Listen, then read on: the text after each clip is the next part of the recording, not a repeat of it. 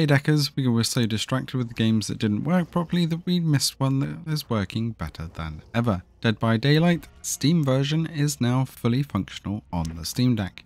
Don't just take my word for it, either go and try it or check out the Proton DB reviews. For some reason I had a problem getting into survivor matches. I was just sat waiting for over 5 minutes, but I was into a killer match within 30 seconds. I was able to run the game perfectly fine without compatibility, and I did also run it with Proton Experimental to see if it improved things, but it was around the same. Now, Proton Experimental is pretty much the same as Proton 802, which was just released now, and I was against a group of survivors that were very well coordinated. As you can see here on high settings, it's running a near perfect 60 frames per second.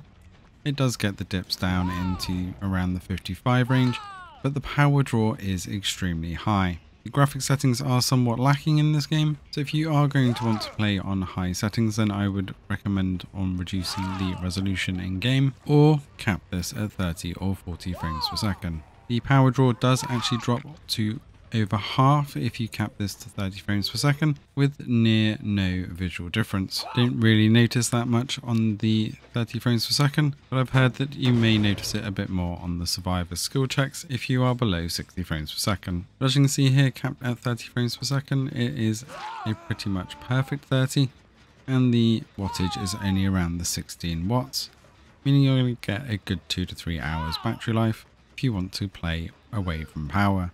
In that 60 FPS mode though, with high settings, you are going to be down into the 1 to 2 hours max, probably really around an hour and a half. This is great news though that it's working natively on the Steam Deck again, no need to mess around with Heroic or the Epic Games Launcher versions, which seem to start and stop working on a whim. Let us know in the comments below if you're going to be diving into this one on Steam Deck now, and hopefully we'll see you in game.